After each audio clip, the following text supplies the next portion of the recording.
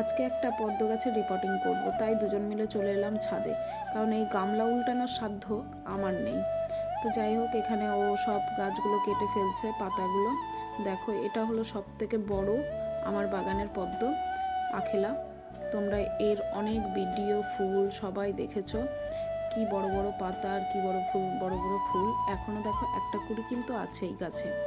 তো যাই হোক, পাতাগুলো আমি ভেঙে ভেঙে নিচ্ছিলাম, আর এত ভালো লাগছিল যে কি বলবো, ছাড়তে ইচ্ছে করছিল না, খালি মনে হচ্ছিল পাতাগুলো দেখেই যাই। তো এখানে সব পাতাগুলো আমি কালেক্ট করে নিচ্ছিলাম, কারণ অনেকেই চেয়েছিল পাতা। তো পাতাগুলো সব দিয়ে দেবো, ভালো ভালো যেগুলো পাতা আছে, যারা খেতে ভালোবাসে পাতাতে, তাদেরকে দিয়ে দেবো। আর এইদিকে টিউবারটা বের করার পর দেখো, ও মাই গড, মানে কি অবস্থা হয়েছে।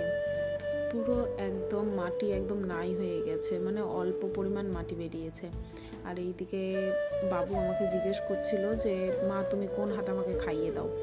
তখন আমি আবার বললাম যে কেন, যেই হাত দিয়ে আমি কাজ করছি সেই হাতে। ও দেখে একটু ঘেন্না বোধ করছিল, কিন্তু ওকে বললাম যে দেখো বাবু, একটু কষ্ট না করলে তো ভালো জিনিস পাওয়া যায় না। এত সুন্দর সুন্দর ফুল, আর ফুলগুলো না কাদাতেই জন্মাতে ভালোবাসে, যার জন্য কাদাতে তো লাগাতেই হবে।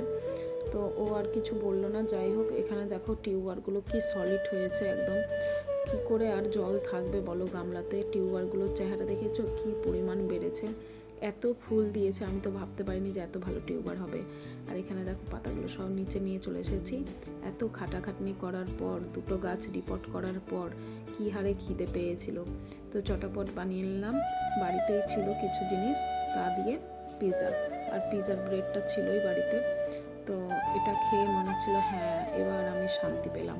যাই হোক, আজকের ভিডিওটা কেমন লাগলো অবশ্যই কমেন্ট করে বলো। আর ভালো থেকো, সুস্থ থেকো। আজকের মতো টাটা।